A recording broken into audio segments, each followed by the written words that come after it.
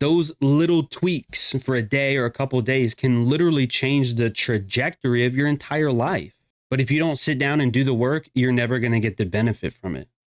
We are, based on the calendar year, not the fiscal year, but like the calendar year, we are at the end of Q1, right? January, February, March. And so that ends on Sunday. And then Monday, we roll into a new trading week, a new trading month, Q2 of the year. All right.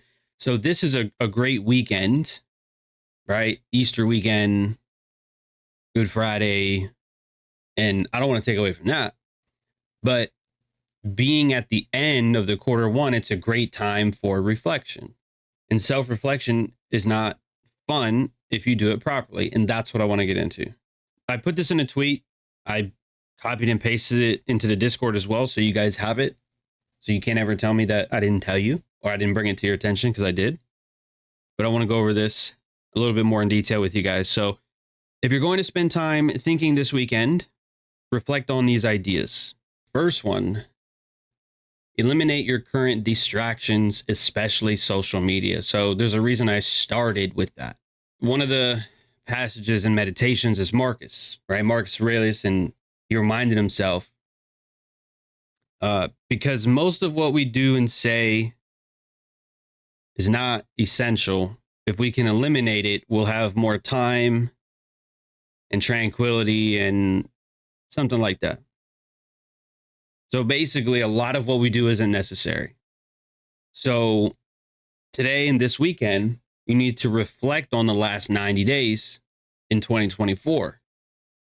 Have you been doing the things necessary, or have you been wasting time? Have you been, veered off course due to distractions like social media, the endless scrolling? I've done it a couple of times, right? And this is how I know these things, because I do them too. So not just social media, but I mean, it could be anything. It could be too much video games. It could be too much hanging out with people who aren't successful. I mean, there's all kind of distractions in today's world, especially technology. So you need to think about that. What are your current distractions, and figuring out a way to eliminate them altogether, or at least start to make progress on eliminating them. Meaning, if you spend an hour a day on the phone scrolling, maybe cut that down to 45 minutes or 30 minutes. And then have that extra 30 minutes to read or watch the YouTube or whatever. All right, so bullet point number 2. What went well in Q1? What are some things you did right? Maybe you passed the funded challenge. A few of you did. And it was all through Top Step. Like, nobody else went outside of Top Step. There's probably a lesson in that. But we're not going to go over prop firms and all the bullshit that's going on right now. What went well in Q1? What didn't go well? Where did you struggle? Where did you fall short? And then with that, how can Q2 be better? How can the next 90 days be better than today and the previous 90 days? So you need to think about that. You need to have your roadmap. I clock out and go to sleep at 9, so I still get my rest. Dad needs time to live. Yeah, man, we all have to have time, right? Seneca said, it's not that life is short, it's that we waste a lot of it. That life is long if you know how to use it.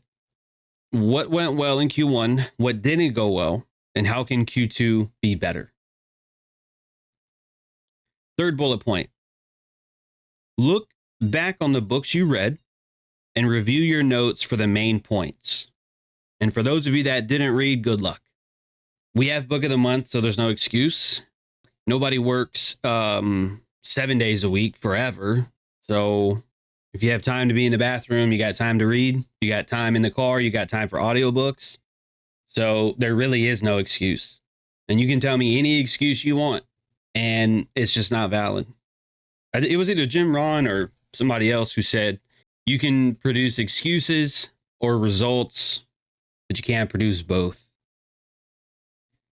So I think I've shown you that before. My binder, it's somewhere else, but I have a binder that has all the notes that I've taken. Well, most of it. Some of it I haven't typed up yet, but when I read, I highlight after I'm done reading, or usually as I'm reading, I'll stop and take handwritten notes as well. After the book is complete, I will take the handwritten notes and type them on the computer. Then I'll have that PDF, and none of you will ever get those, so don't ask. And I will print them out for myself. So I have the books, the notes, and the printed version of the notes, and the PDF version of the notes. The fourth one, coming from Epictetus and focusing on the dichotomy of control. As you do reflection this week, and ask yourself, do you spend more time focusing on things you don't control or things you can control? Remember, Epictetus said, the more we focus on things outside of our control, the less control we have. The fifth and final bullet point, at least of that tweet, are you really trying your best, or are you going through the motions? You can't expect to become better or great without giving your greatest effort. And I know that sounds very elementary, but sometimes you have to go back to the basics. People tell me, oh, I'll try to do this. I'll try to do that. Think about Yoda, bro. I forgot what his words were exactly, but he's like, there is no try. Either do or don't do. There is no try. Right? Wisdom from the 300-year-old green guy from Star Wars. We tell ourselves a lot of the time that we're working hard, we're doing our best, but are we really? I remember what it was like to have a job, dude. So I know what it's like to do the same shit every day. Wake up, put on a uniform, sit in traffic, go to work, clock in, deal with idiots all day, and then sit in traffic on the way home, get home, take off the uniform, you know, and then it just becomes redundant every day. And at a certain point, you just are on autopilot. And that's not the best way to live life, to be honest with you. It gets very mundane and boring, and you're just going through the motions. And you're not actually trying to do something. And then people wonder why they fall into depression and anxiety. You're doing it to yourself. And I know that's what a lot of people don't want to hear. There's only 17 people on today. I usually have like 40, 50. There's only 17 of you here. That means everybody else isn't getting the message. But again, I understand. It's Good Friday. People got things to do. I understand. But hopefully they watch this recording, or at least the clipped video. So the reason that we're doing this, okay, the reason we look back is because you need to recognize what you're doing wrong in order to fix it. And you don't want to keep lying to yourself. I thought about this earlier, and I guess we are going to blend in both of the ideas because I can't really get past this. If I go, if my jaw hurts or my tooth hurts, right, and I don't know what the problem is, and I go to the dentist and I say, hey, I've got an issue. I don't want the dentist to come back to me, or the dental assistant to come back to me and say, hey, you know what, John? You're fine, man. You're fine just the way you are. You're worthy. I would look at them and go, what the fuck are you talking about? What are you talking? My tooth hurts, bro. I would want the dental assistant or the dentist to come in and say, hey, look, John, this is what they did last year, by the way, about a year and a half ago. Or I mean, like January, February of last year. I went in to the dentist and I said, hey, you know, let's take a look. It's been a minute. Let's take a look. And I didn't think they would do this. I was kind of embarrassed, but you know, they took this kind of, not a pen, but they took this machine thing. It had a camera on the tip of it. So they you know, they start looking at my teeth, and that camera was displayed on the television that was on the wall and on the ceiling. And I said, oh my God, everybody can see my teeth right now.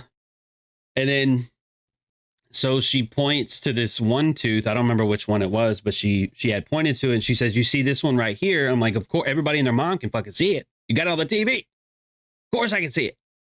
He's like, you know, this one is at the point where if you wait, you know, a couple more months, instead of being a, I think what she said, like a filling, Instead of right now, it's a filling, but if you wait any longer, it's going to be a root canal.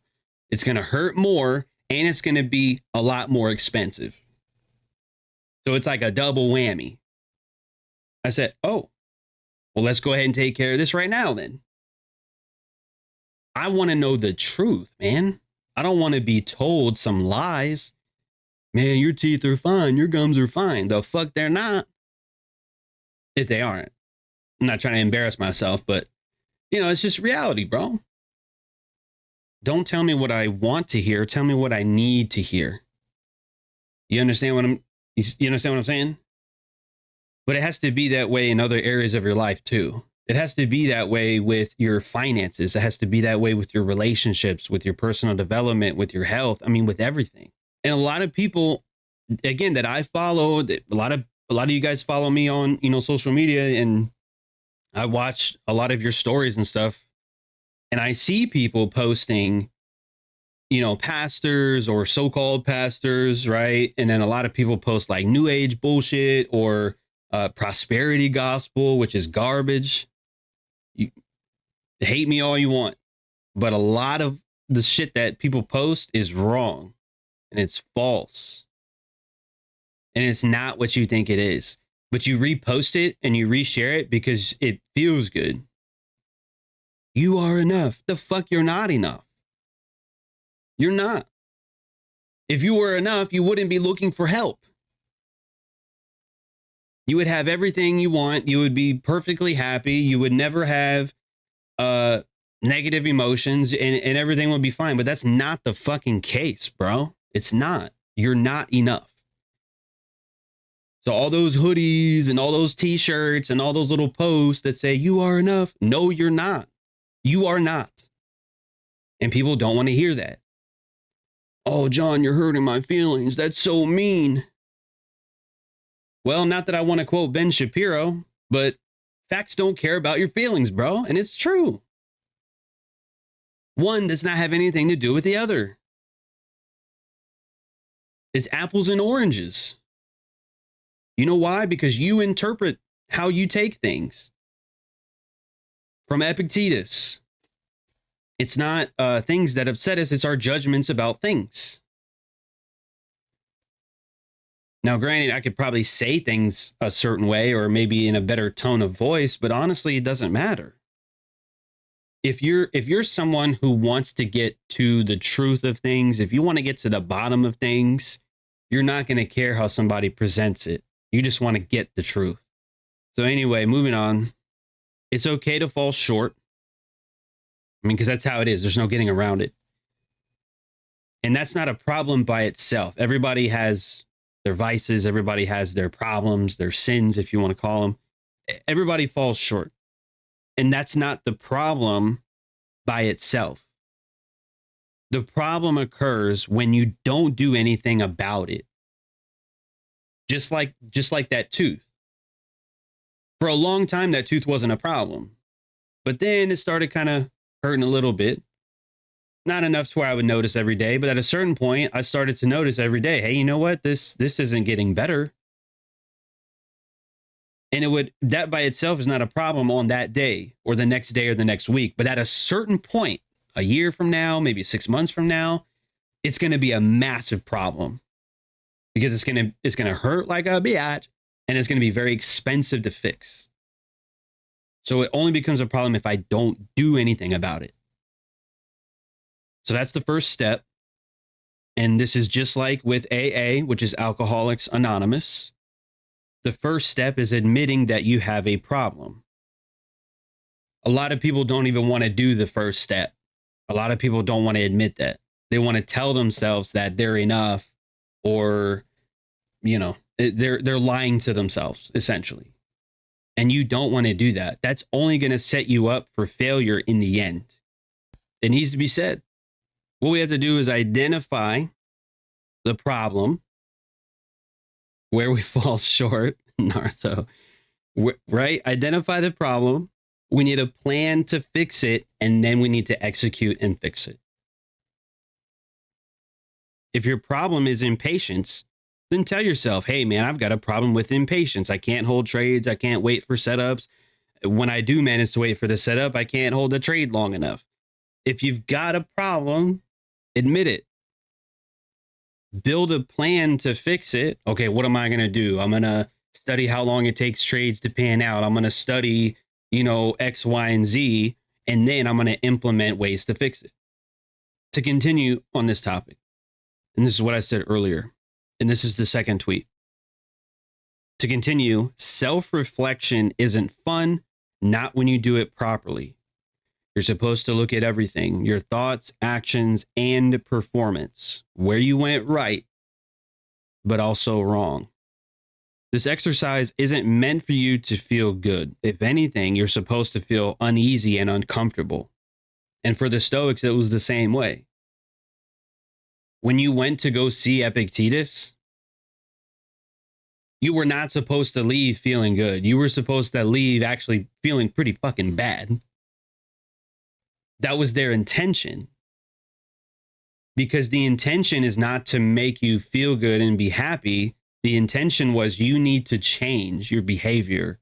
You need to change your emotional responses. You need to change the way that you think. And that was uncomfortable for a lot of people because they realized that they were doing things wrong. They were giving value judgments on things that needed no value judgments. They were labeling things as good or bad when they weren't either one.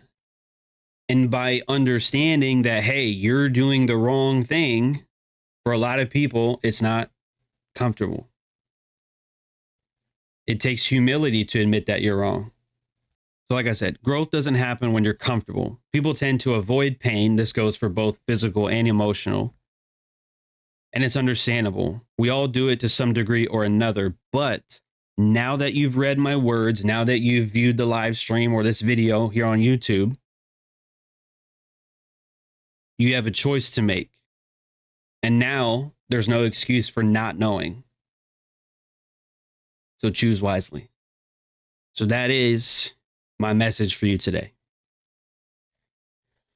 This is another reason, for those of you that just hopped on here, that's another reason why we journal. I have two right here.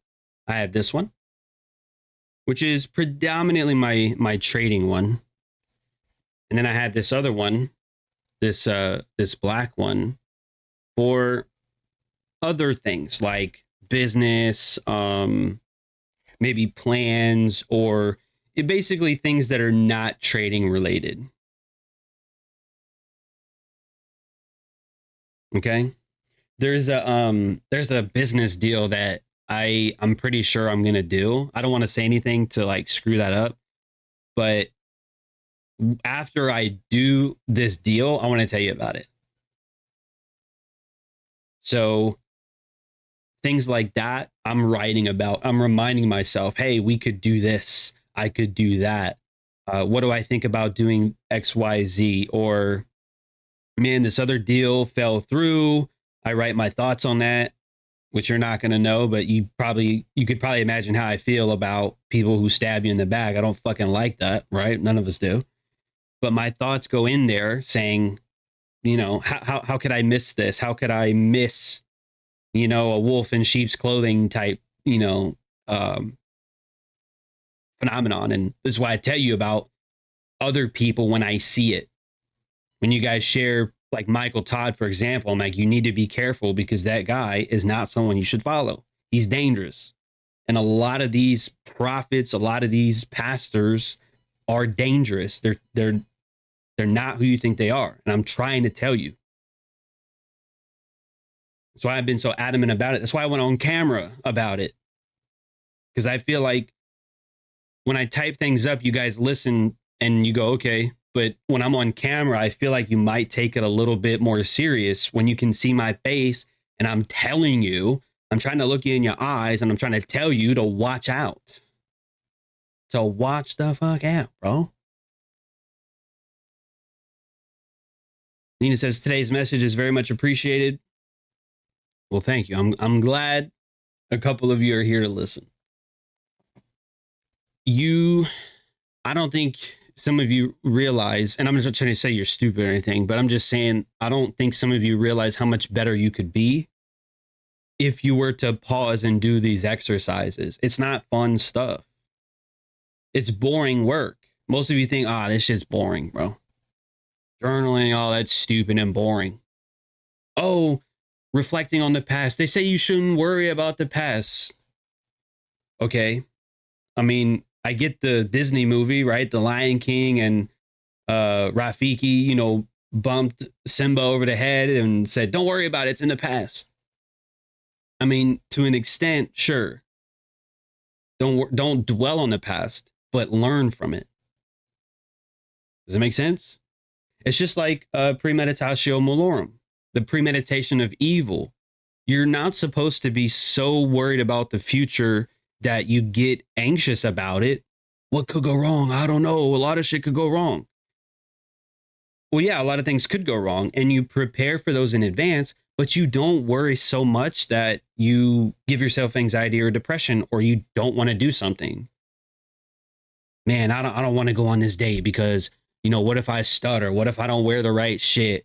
What if I embarrass myself? Like that's all not a justification for not going on that date. You feel me? So there's a certain, I guess, the exercise, if you do it too much, that'll be bad for you. But if you do it correctly and you do the right amount of reflecting on the past or preparing for the future, it's going to be beneficial. That was the message I wanted to get to you today. Make sure you're journaling. Make sure you're self-reflecting, maybe on the day or the week, at least once a month. I mean, I'm not telling you to journal every day, maybe not even every week, but dude, at least once or twice a month at a minimum. Otherwise, one day you're just going to look back and go, man, I wasted all this time. I wish somebody would have told me that I was being stupid with money. I wish somebody would have told me that my stop loss is consistently too big, or I don't know, whatever the case.